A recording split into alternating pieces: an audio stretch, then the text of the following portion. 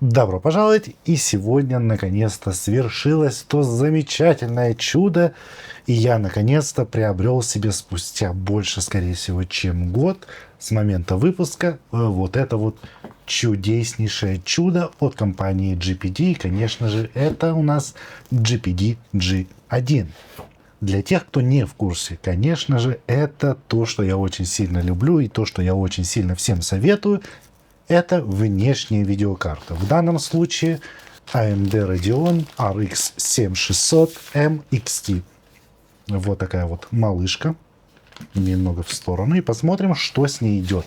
Самая базовая комплектация. Я взял, что было подешевле, поэтому мне нужно было только сама видеокарта.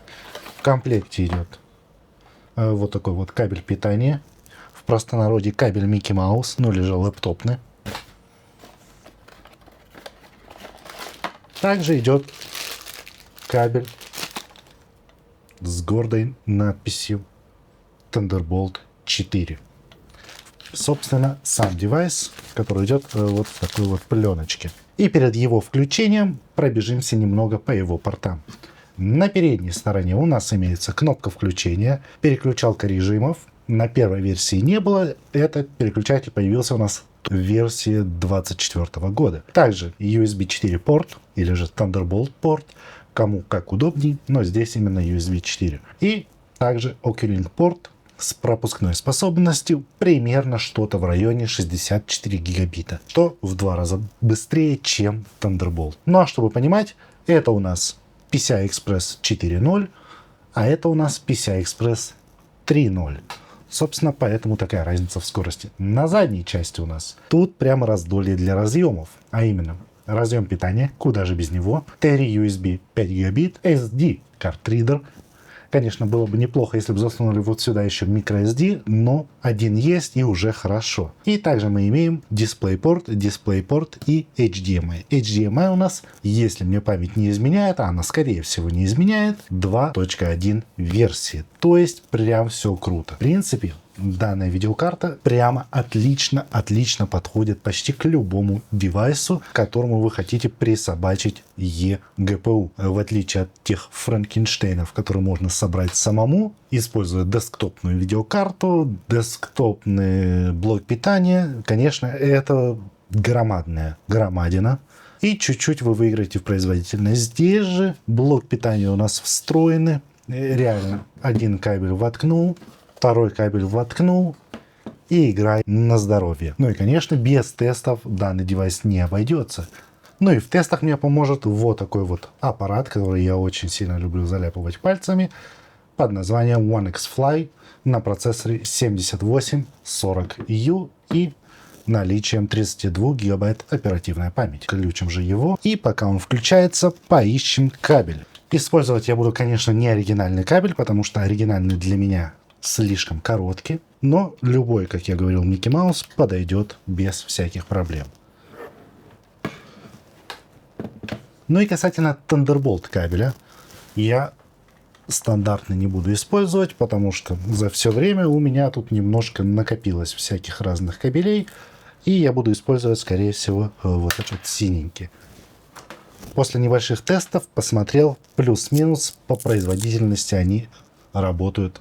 А просто в данном случае мне будет удобно воткнуть вот так вот кабель, воткнуть вот так вот кабель, и все будет идеально работать. Но и не стоит забывать, когда мы подключаем данный девайс, у него существует кнопка включения, нажимая на которую загорается вот такой вот синенький огонек.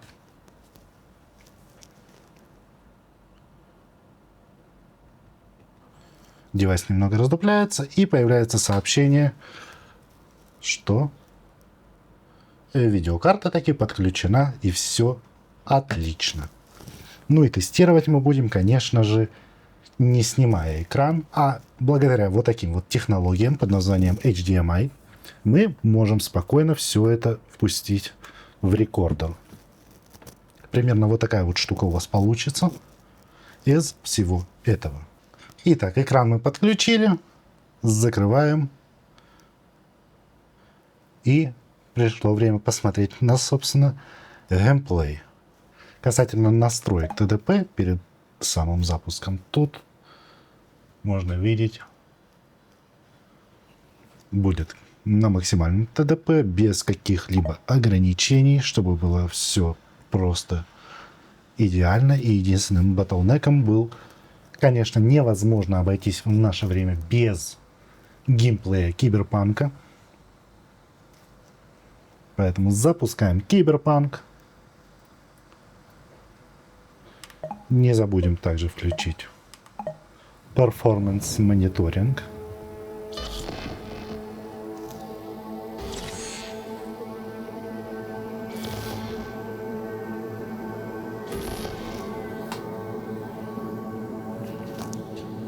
И можно послушать, как шумит видеокарта.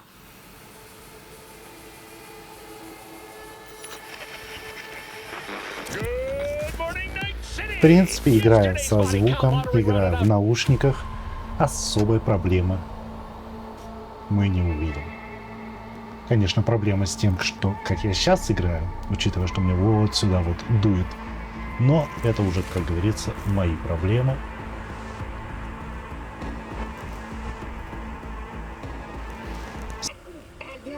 Бип.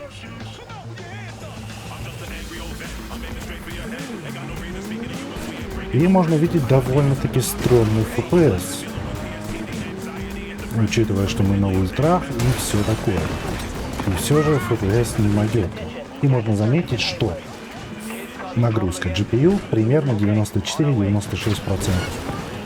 Почему так? А все просто из-за вот этого вот кабеля. Потому что мы немного ограничены в пропускной способности, мы немного ограничены в том, что у нас сейчас идет передача данных из ГПУ вот на это устройство, чтобы отобразить на вот этом экране. Далее у нас идет из девайса на мой рекордер, чтобы отображать изображение, собственно, там. И поэтому все это приводит к тому, что FPS такой себе, живенький. И видеокарта, скажем так, не раскрывается на полную мощь. А если учитывать тот факт, что мы тут общаемся по шине PCI Express 3.0, то есть жалкие несчастные 32 гигабита в самом лучшем проявлении, а по факту через Thunderbolt мы имеем примерно от 20 до 28 гигабит, то это очень мало. Для видеокарты, для какого-нибудь SSD это в принципе довольно нормально. Но вот для видеокарты это у нас довольно-таки уже узенько и немножко проблематично. В чем же, как же это можно решить? Довольно просто. Если мы идем вот сюда, даже поставим, если мы настройки на low, FSR поставим на баланс, и мы видим, в принципе, вообще классные кадры, почти 60, почти то, что нужно. Конечно, это далеко не то, что нужно, к большому сожалению. Собственно, как это исправить? Поскольку многие, кто подключают внешние вот такие вот видеокарты, либо видеокарты побольше, они могут использовать еще мышку, клавиатуру и внешний монитор. Собственно, главная тема здесь это именно внешний монитор. Поэтому берем, ставим, чтобы он показывал только на втором мониторе все. Немножечко перепутал кнопки, но да ладно. Итак, здесь у нас черный экран, а второй монитор работает без проблем. Разрешение Full HD.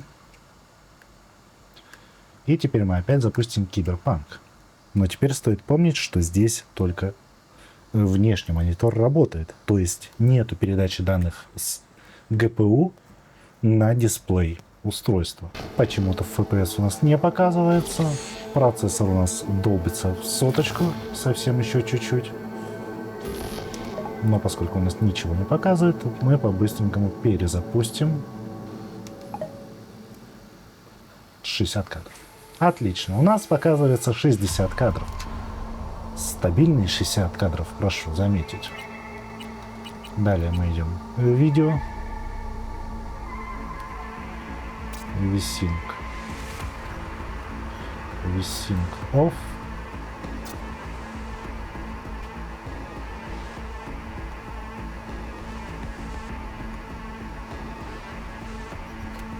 Честно, не знаю, почему лог до сих пор есть. Магия. И можно видеть, что FPS плюс-минус такой. Не особо поменялся, но это, опять же, это в Киберпанке. То есть Киберпанк, он просто уничтожает все, что только можно. Но в некоторых играх это решает проблему со статорами и также решает проблему с тем, что, возможно, будет другой разный FPS. Для моего же удобства я лучше верну дублирование экранов, чтобы было все нормально, классно и, собственно, прекрасно. Киберпанк это, конечно же, хорошо, но посмотрим немножечко и на другую игру под названием Resident Evil 4. Замечательнейшая игра, которая идет на любом тапочке. Например, у меня тапочек вот такой вот. Как можно видеть, есть Resident Evil 4, он работает, конечно же, не так хорошо, как хотелось бы. И мы видим неплохую картину. Здесь на экране вроде все нормально, но на экране рекордера все перевернуто. И все почему? Вот. Здесь у нас неправильная ориентация была. Так что, ребятки, позаботьтесь о своей ориентации. Поставим приоритет в графику, пресет. Дальше. История и Continue. Continue, потому что правильно. Потому что это мой прогон, бенчмарк. И как хотите, так и обзывайте. На графике у нас просто все прекрасно. Вообще ноль проблем, за исключением возможные статоры лаги где-нибудь при поворотах. Но можно видеть все прям идеально. Бабка злая, бабку отстреливаем, нет проблем, вообще все супер. Так что продолжим мы немного смотреть на FPS. Если уж начали бенчмарк, давайте его и закончим.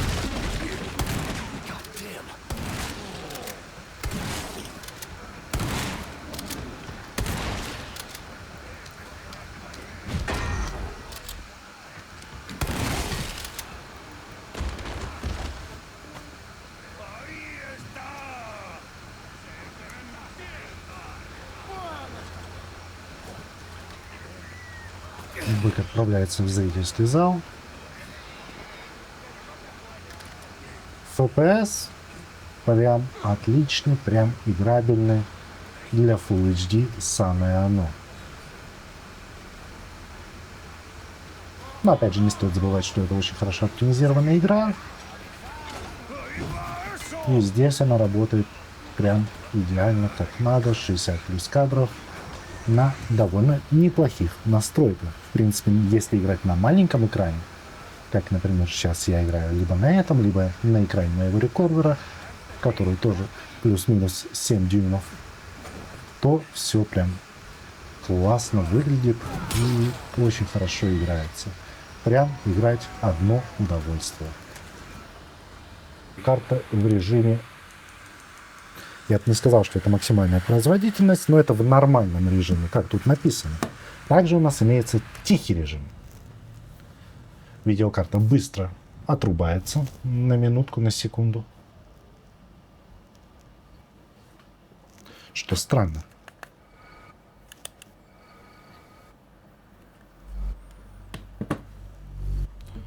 Если мы отрубаем видеокарту, у нас, конечно, появляется ошибка. Ошибки мы не любим. Ну и после всех этих улучшалок с тихим режимом работы посмотрим, изменился ли FPS в том же Киберпанке. Возможно, что-то и поменялось.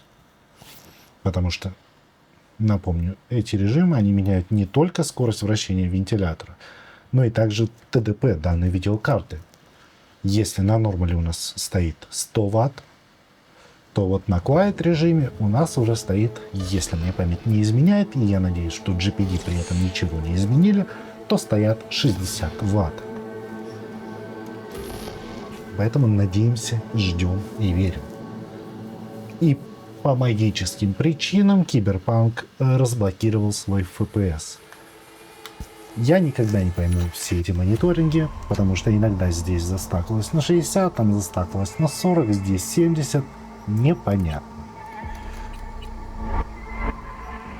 Те же ультра настройки. FSR отключен. Нажимаем принять. Напомню, что на нормал режиме FPS был в районе 45-50, ну иногда были проблески 60 кадров. Посмотрим, собственно, что будет здесь. И картина, конечно же, чуть-чуть более печальная, чем была. А именно мы потеряли примерно 10 FPS. Много это или мало? Без понятия. Без понятия, потому что для меня такой FPS это все равно низко. Нужно минимум 60 и минимум нормального разрешения, а не Full HD. Но с этим внешние видеокарты, к сожалению, в наше время не справятся.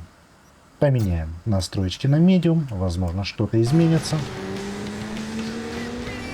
И тут уже плюс-минус чуть-чуть более пободрее, но опять же, все боль печаль. А все боль печаль почему? По одной очень простой причине. Помимо того, что это упирается в шину PCI-Express, также есть упор у нас и возможности процессора, который здесь установлен. Например, ставим Ultra Performance, ставим стрёмные настройки, и машина сгорела. И мы получаем только 60 кадров. Как это так? Как такое возможно? Но также мы видим, что процессор у нас забит на 80%. И что мы из этого имеем? Мы имеем то, что в Киберпанке Bottleneck процессора очень жесткий. Например, я в последнее время играю с данной видеокартой на своем X1, тоже от One X Player.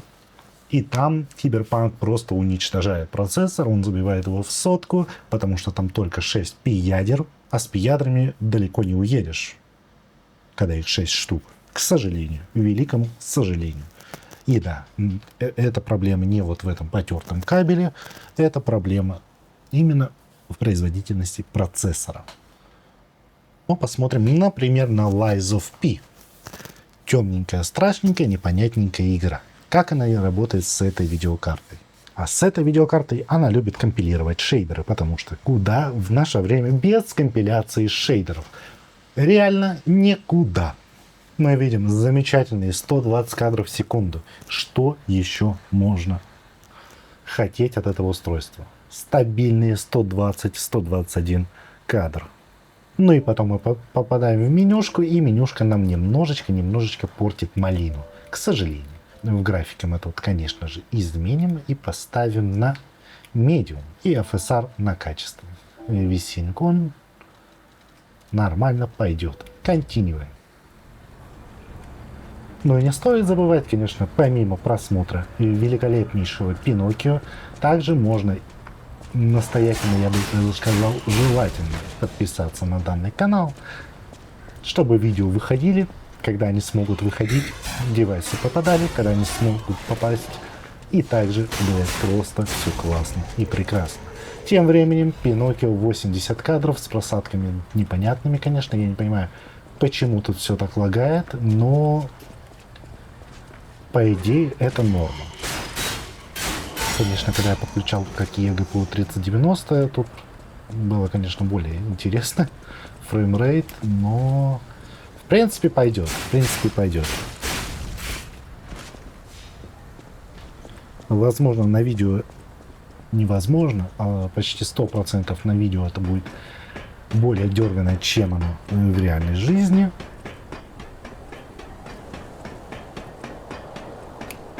Но идет, в принципе, нормально. Статоры, правда, есть. Статоры неприятные. Но играть можно. Играть можно. Настройки донастроить, поднастроить, посмотреть. В общем, смысл понятен данного аппарата. Поэтому выключаем данный аппарат. Выключаем eGPU. И подведем итоги по данному аппарату. У меня стоял выбор между данным аппаратом и One X GPU, или как они бы там себя не называли, потому что хрень это и то, и то. Почему, собственно, выбор пал на этот девайс?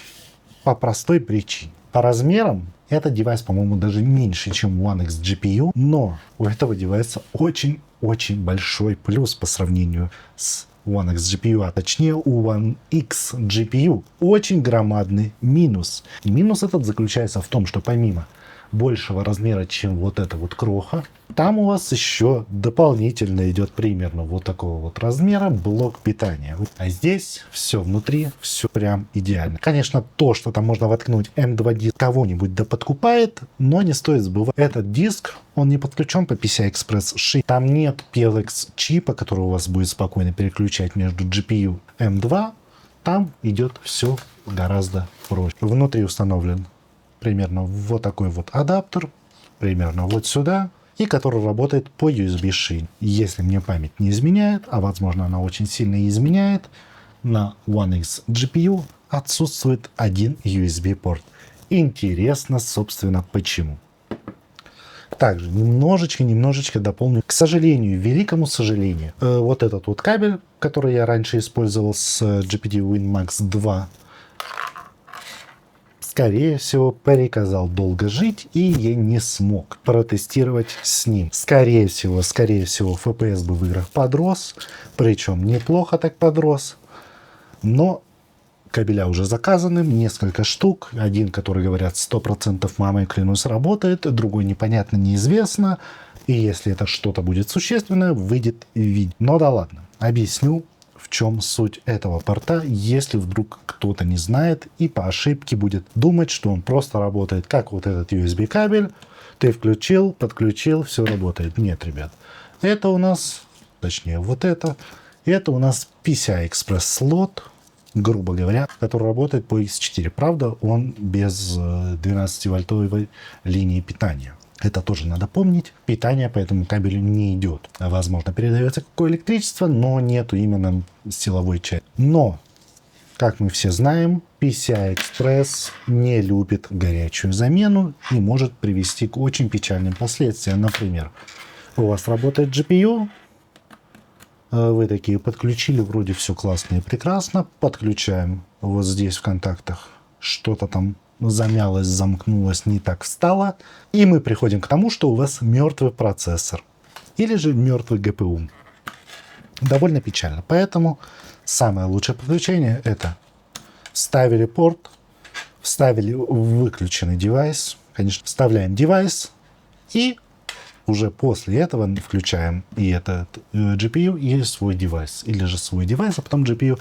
Последовательности я точно не помню. Потому что в OQ-Link адаптерах там просто ты выставляешь, что контролит что, и проблем с этим нет. То есть у меня выставлено, чтобы компьютер контролил GPU, включаешь компьютер, и включается автоматически GPU. Здесь же без понятия, как работает. Опять же, кабеля придут, там и потестируем. Мнение насчет этого GPU: прикольная штука. К сожалению, FPS такой я давно не видел. Ну, за исключением встройки на AMD. В целом пойдет. За такие деньги, конечно же, можно, если очень сильно постараться, собрать себе eGPU, но особого прорыва вы там не увидите, потому что плюс-минус посчитаем. У нас сама база для Thunderbolt 3 у нас будет стоить в районе $120-150. Потом, если мы хотим какой-нибудь стрёмненький кейс, это еще где-то баксов 50 в худшем случае.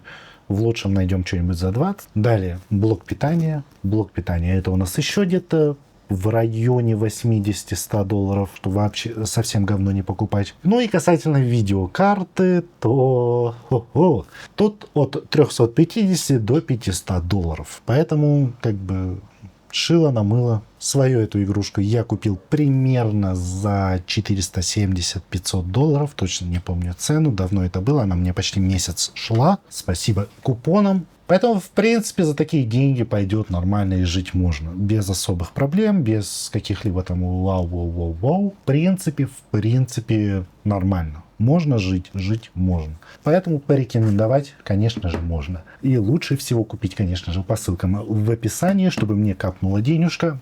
Увы, никто не покупает по этим ссылкам, поэтому, возможно, кто-то что-то докупит. А в идеале, чтобы вы купили просто все по этим ссылкам, и я смог наконец-то купить себе новый девайс или какой-нибудь интересный гаджет. Ну и, собственно, на этой ноте можно сказать только одно, что на этом все.